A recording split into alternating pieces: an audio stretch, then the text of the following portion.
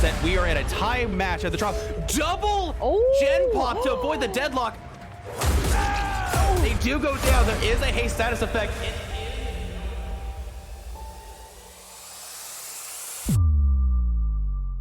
They do have to be careful here. The hatch is going to spawn momentarily. Deadhard could get them the distance to get it too. Smart shot. Really smart play on the ace. Oh my god, getting shot through the window. No longer have distortion, and they are going to teleport here. I think they get there in time. Yes, Oh, the grab. Yes! That is disappointing. This is be a 4-man out because Yeah, but they will be able to block this. Yo, getting caught on that. Ace coming with the body block. Oh, they were here.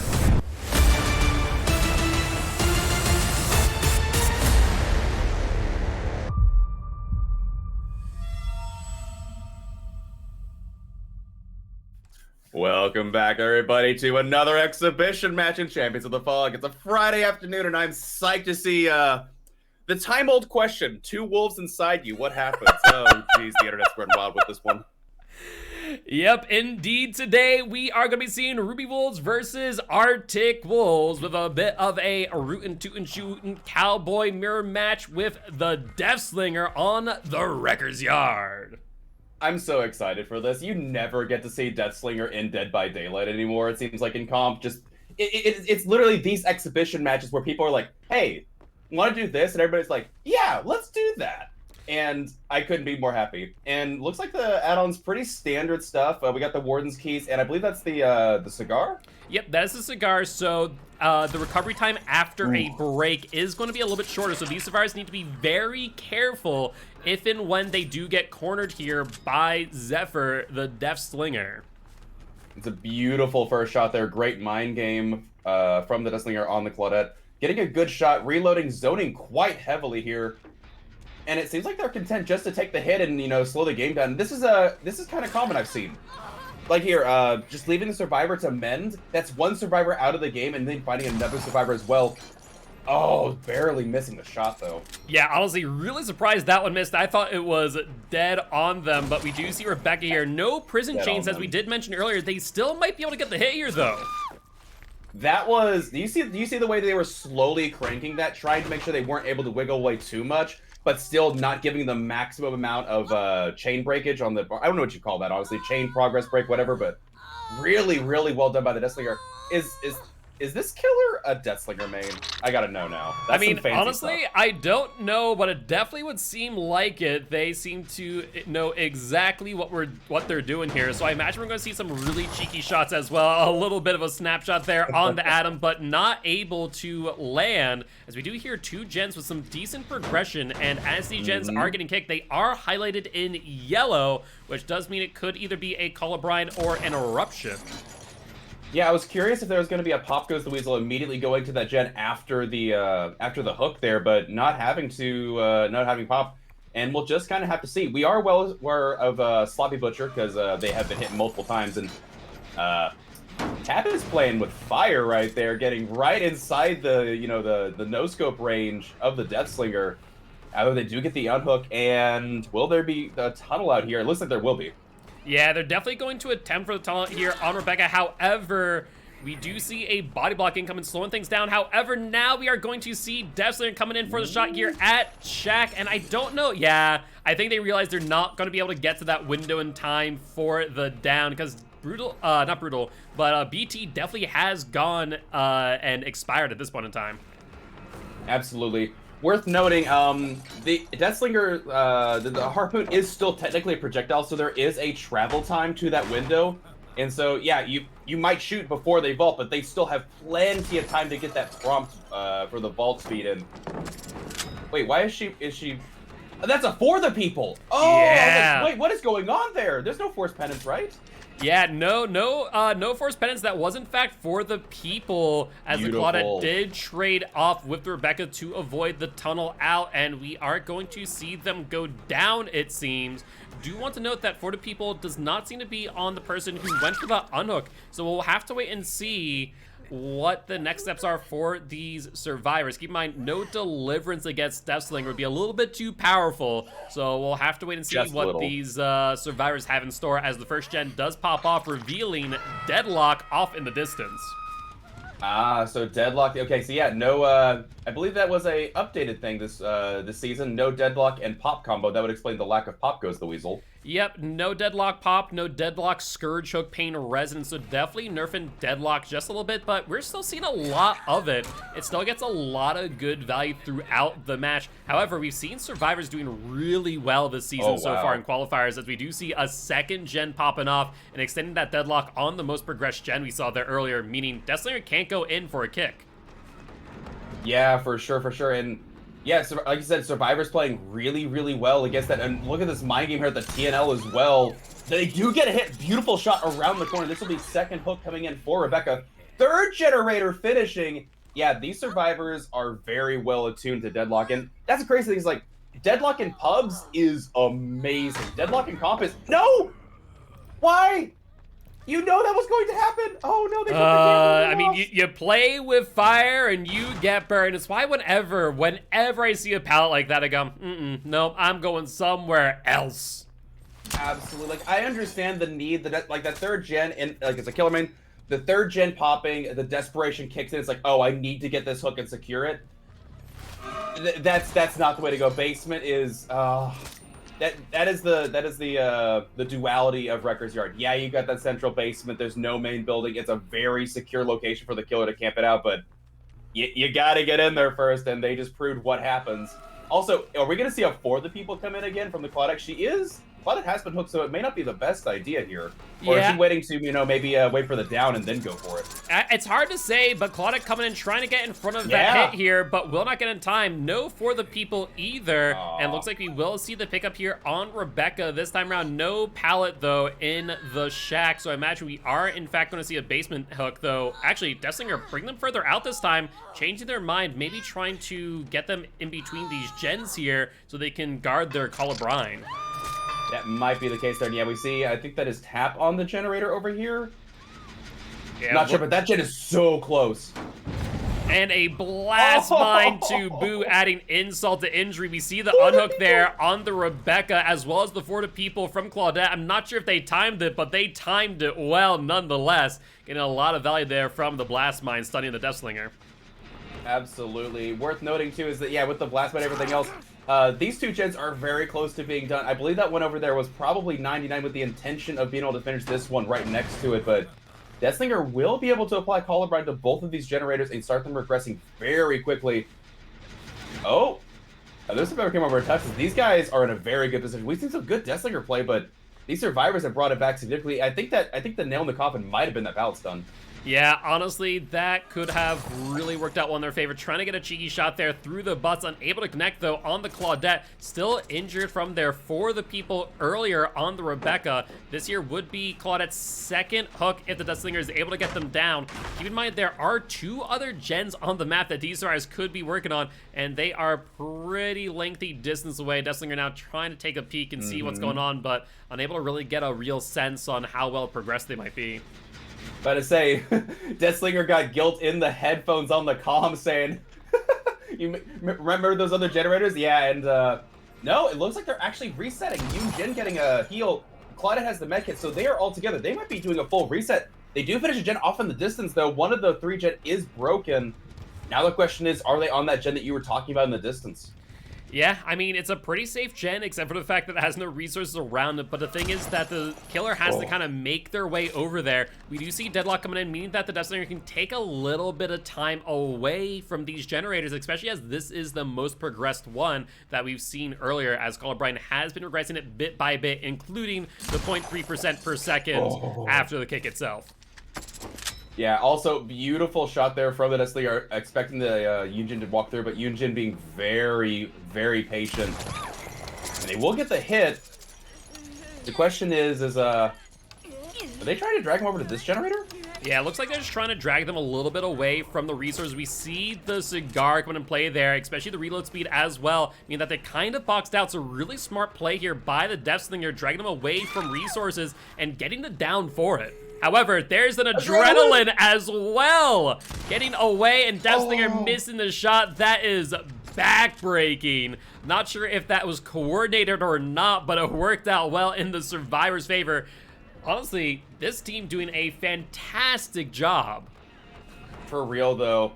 And I think it was intentional. I think that was 100% intentional. How many times does a survivor go down? Right, and into the head-on as well. Which, can I just say, this team is so coordinated. I absolutely love how much head-on we have been seeing time and time again. We will see it down here on the Yunjin, though.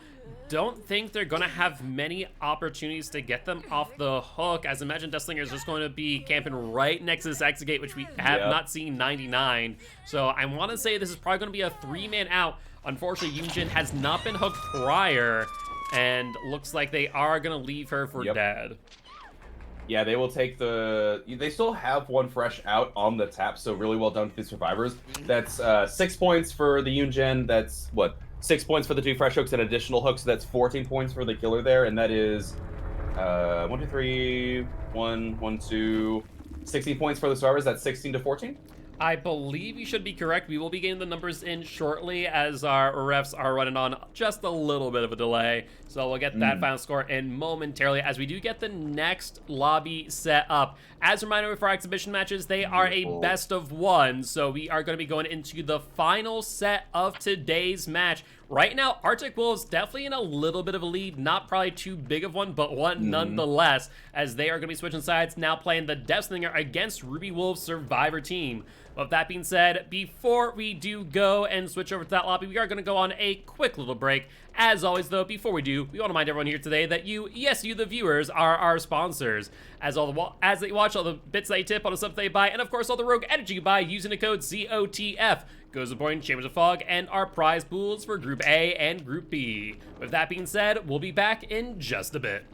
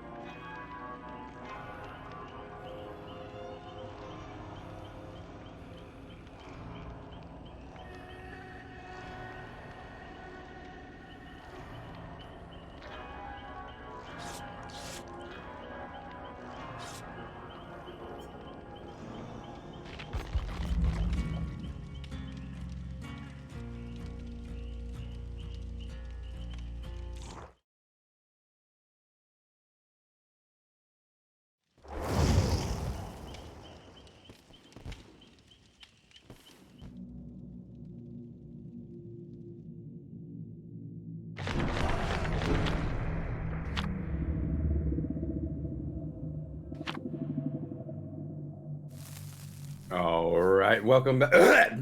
Welcome back. I'm not dying, you're dying. Or the survivors might be dying. I don't know. We were talking about a little bit behind the scenes. This Deathslinger has very interesting win conditions. One of them being to hook every single survivor once and then kill one of them, and that is a 1-point victory. But ultimately, there's multiple paths to victory. The previous Deathslinger did the best they could by getting the Yunjin dead. The one fresh survivor was a 9-point difference as opposed to one of the Claudette or the Rebecca, which was a 2-point difference. So they gave their team a fighting chance. Yeah, honestly, it was probably the best thing that could have happened in the endgame there, given the circumstances. We do see Copter Intervention popping off here, so a little bit of early slowdown from Solar Blazer, trying to find a survivor off the bat, and they will, in fact, I think, find an ace right there. I couldn't tell if it was the Crow or not, but yeah, they did find a very slippery survivor, and they get the hit. Yeah, that is ace, and that is a first hit right off the bat. No sloppy, however. No sloppy poppy. Yeah, no sloppy this time around, so we'll have to see what they replace it with. And a really good shot right there. Just seeing Nia out the corner of their eye and getting a beautiful snapshot. Honestly, Ace going back over here is a death sentence. There's nothing over in this area, so for Deathslinger to box them out is going to be rather huge. Going around those lockers, though, very carefully, knowing that there might be a survivor head-on around, and that is a hit on the Slinger. Lori having to come in to block. And Lori will, in fact, do so, but that is now 3 survivors injured, 2 in the deep wound status effect, and a hit on the Lori, a firecracker from the Ace. What is going on? Oh my goodness, this is one of the most exciting starts to a match I have ever seen. I did not expect the blind, but then you heard the hit registration of the harpoon. It's like, wait, what?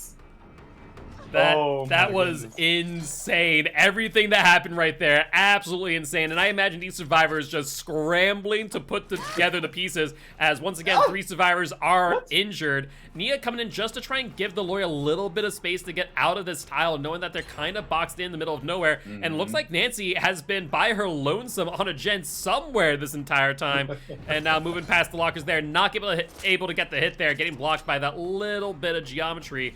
And we do, in fact, see a deadlock popping off there as we see this gen blocked by the entity. Absolutely. I can just imagine Nancy's over somewhere. Like, if Nancy was in solo queue right now, she was like, what is my team doing? I'm just gonna do this gen. Poor Hey, there's the head-on. Who's the head-on user, though? Yeah, I believe that's probably Nancy, as we do not see a blood trail, but Lori kind of getting caught out. Oh, it is Lori. So yeah, they were chasing Nia, found the Lori, so Lori apparently wanted to be the tunnel target here, and they will end up getting exactly what they wanted, as they will end up on the hook. Was this just some really big ruse to make sure the first survivor that's hooked is the one that doesn't have 4 of the people? Was that the intention here? Was that the whole shuffle? It's very possible, in fact. I mean, for the people, very, very valuable, and you can only use it so many times given how many times they get hooked. So, you know, without the existence of Deliverance, Unbreakable, and the like, I mean, for the people's a really valuable second chance perk that they need to hold on to, so that would make a lot of sense. Indeed it would, and now looking at survivors trying to get back on these generators, scrambling a little bit, like you said, Deathslinger has an immense amount of pressure. They have reset mostly, though. How many health states have they reset? 3, 4 now? Yeah, something to that degree, not including the mending status effect as well that they've healed through.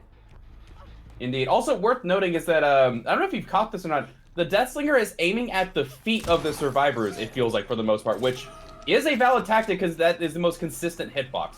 Yeah, no, it's a very real point, and a bit of a miss there, misfire there on the Nancy. Really unfortunate. They do get the hit, but it looks like they will attempt the tunnel out instead. They see the Nia and maybe trying to avoid a 4 to people, much like we saw earlier, and let's see if they swing around, but unable to do so as they hit the Nia instead. They do, but now all stars are injured. They do finish a second generator. Also, what's the other gun out? We don't see the cigar this time. Is that the... Oh my goodness, that shot. So that's the tin oil can. I want to say that is reduced time on recovery on missed shots. That's what I thought, because the missed recovery felt faster. That's why they were able to hit the hit when they were going for the save there. So yeah, that would make the most sense. And these, look at the amount of body blocks these survivors are doing for this Lori. It is insane. Also worth noting, all the survivors have reset. They were all injured a moment ago. They got together, they reset just in time, and now they're coming to take this from glory. These survivors are very well coordinated. Yeah, absolutely. Honestly, there's a real discussion to be had of whether or not not Force People, but Force Penance would have been a really good choice here by the Deathslinger. It's very possible. Beautiful shot through the doorway. Ace desperately trying to get into basement, but not able to break the line of sight in time, and they will go down. This could be a basement hook. Flashlight tried to come in as well, but not able to get it in time. I also want to know, we saw the damage generator notification pop up there. That, in fact, is an eruption, regressing that gen by a total of 10% plus 0.3% per second thereafter. Interesting. So we know about Corrupt Intervention, Deadlock, and Eruption so far. Man, okay, you've got to stop making these shots. This is too much for me to handle. These are amazing. Honestly, yeah, really amazing job here by the Deathslinger, to say the least. Honestly, Rue and I were talking about this earlier, and if you guys, the viewers, are interested, we'd be definitely interested in doing more of these exhibition matches. As we mentioned at the very start, we don't see Deathslinger very often, and so getting a chance for these players to show off their skills in a little bit less of a high-stakes match really does go a long way, and we're seeing exactly what they're able to do. Absolutely. Also worth noting is that I feel like this Deathslinger actually has a very good position in this game right now. You've got a survivor in the basement. They have to come in. You've got 3 gens that have to be finished until then. It looks like we're about to progress to second state on the survivor in the basement.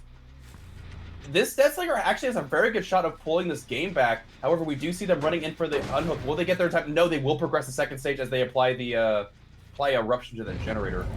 And we do see scratch marks going down into the basement. Probably Nia there. And we see Ace getting body blocked here. Things are looking grim unless they can get out soon. The body blocks are real. Ace not able to get by, and Nia taking the hit from nowhere. And now we're in a bit of a chase with the Ace.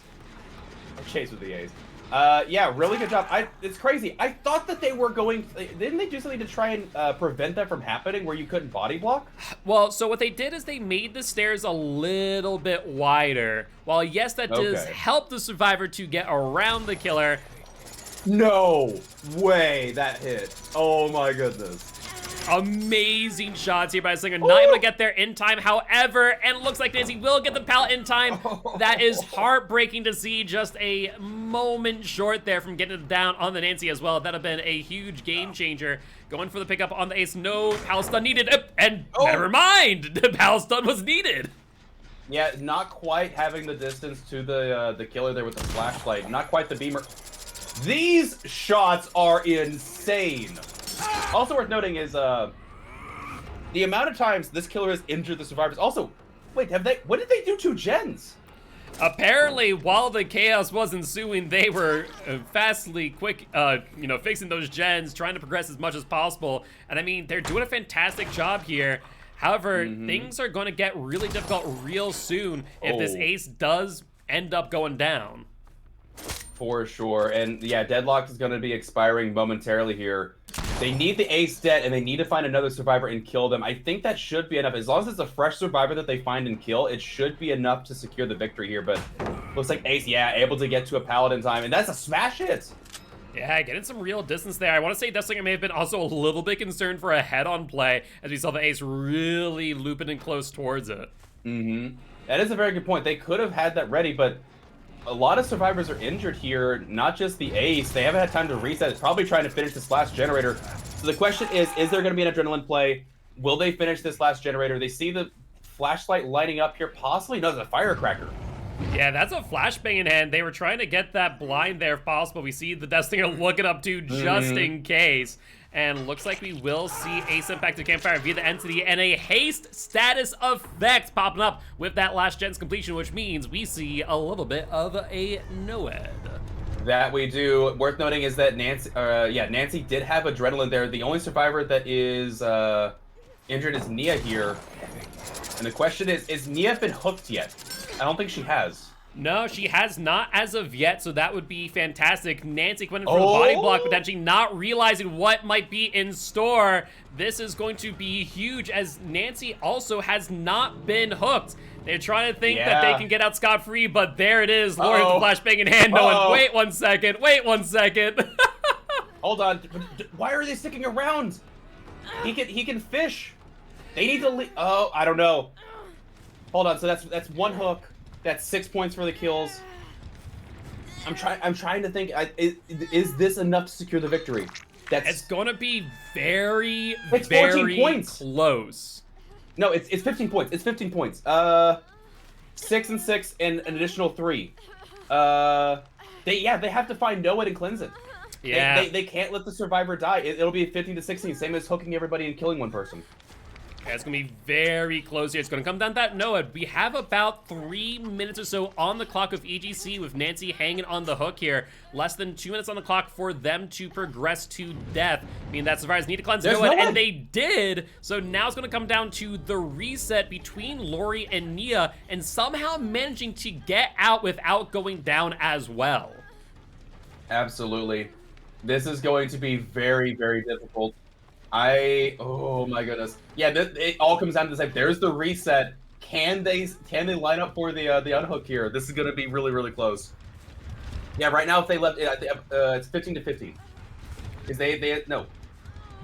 Yeah, 15 to 15. Yeah, there's a fresh out and then two hook states out. So that's all right. They secured 1 state. That's an additional 2 points. 1 less for the survivors. Yep, 59 seconds on the clock comes down to you survivors. I imagine they're taking as much time as possible to try and discuss what the game plan is. They're opening the exit gates. A survivor there, the Nancy, it looks like, trying to open up this exit gate. Honestly, there might be discussion for them to just chase him off of that and go for the down on the Lori, who, mind you, has been hooked once, but that'd still be enough points, I think. Yeah, it would be. You've got both these survivors. Actually, yeah, if you get the Lori, that's even more points. But now you got the problem. If both those survivors leave, you have the exit gate option here. Or not the exit gate, the hatch option. Yeah, that is a real possibility. I imagine that's exactly on their minds, as Lori's going to have to be very careful here. We're going to see the break, and definitely is going to have to be mindful of the hatch, as they will have a little bit of time on the recovery. And looks like Lori making a beeline exactly for the hatch. Are the survivors ready and waiting for it? Lori getting boxed out here at the corner. They have to make a decision at some point. And looks like they will take the down here in Shack, and I think that will be it. Unless a surprise flashbang is in store for us here, but that does not look to be the case. It doesn't seem to be the case at all. And yeah, this hook right here will secure it, because this is an additional 2-point hook. Nancy already progressed, so that will secure it right there. Very valiant attempt, but yeah, the Deathslinger decided to go after the Lori instead. Definitely wanted. I'm surprised the survivors didn't leave and give Lori the chance to get the hatch. That's the only thing I was secured. I want to say that was the intention, but Lori just was not able to get there in time. And with that being said, we are going to be calculating the score here in just a few moments, but that was one hell of a match and an amazing demonstration of what you can do with Deathslinger from Solar Blazer. Honestly, GG well played by both sides, and we're going to find out in just a moment, but I do believe that will 14 points for the survivors. Yeah, I would say that is a victory for Arctic Wolves. Yeah, I think Arctic Wolves pulls it away, I think by a 4-point margin. It may be less than that. I think it's a 4-point margin. I could be wrong, though. That's really, really close. Oh, man. Also, props for the beginning of that game, because the first minute and a half of that game was some of the most, like, shenanigans I've ever seen in the beginning of the game. That was... Yeah, honestly, we were both out of breath. Honestly, it was the beginning of the match was insane, but like they didn't stop. There wasn't a moment where I was like, oh, you know, Deathslinger are missing their shots, and it's just like, oh, there's a survivor there. Let me just shoot them real quick and put them into the men's state. Like it was just constant shot after shot after shot. Really well done by all involved, and honestly, a great showing of what can happen when you pit 2 wolves against one another. I guess we know what happens when there's 2 wolves inside you. One of them wins. I don't know. There's so many phrases. I don't know. I've lost count of the amount of. Anyway. But it does look like we have gotten the final score. It is 33 in favor of Arctic Wolves to 28 for Ruby Wolves. So congratulations to Arctic Wolves. GG, well played to both sides. And with that being said, guys, hopefully this action-packed day of our exhibition match will get you guys hyped for tomorrow's qualifier number 3, which will be starting promptly at 12 p.m. CST. So definitely be excited for that as well.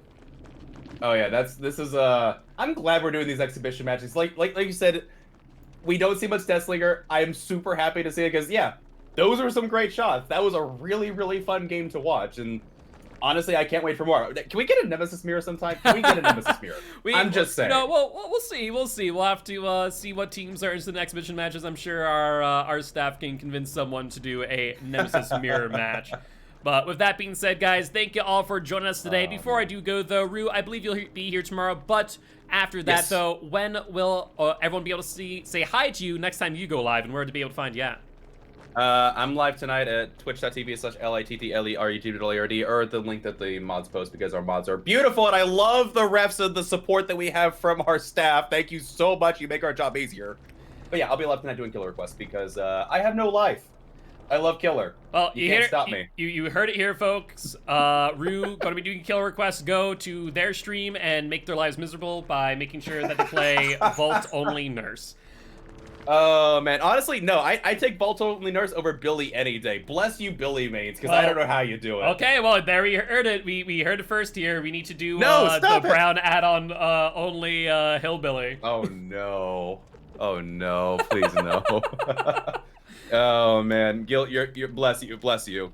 What are you doing next, by the way? I know that you've got a rotation of things you're doing now. Yep, so I will not be live tonight. I'll be live over here on Champions of Fog again Sunday, 12 p.m. CST, so don't make sure to stop on by, say hi, and support the teams that are going to be trying to qualify for Season 6. Otherwise, I'll be live Monday, 7 p.m. CST for some Final Fantasy 14.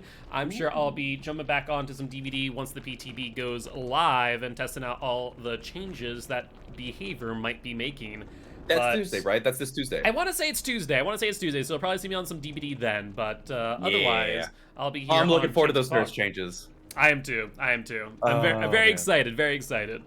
Absolutely. But with that said, lovely to have you folks. We have another exhibition match coming up next Friday, correct? Yep, next Friday, 4 p.m. CST. That is going to be Petroleum versus Eternal. So definitely that will be a match not to miss, as those are two powerhouses of DBD comp.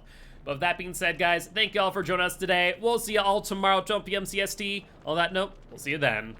Bye-bye.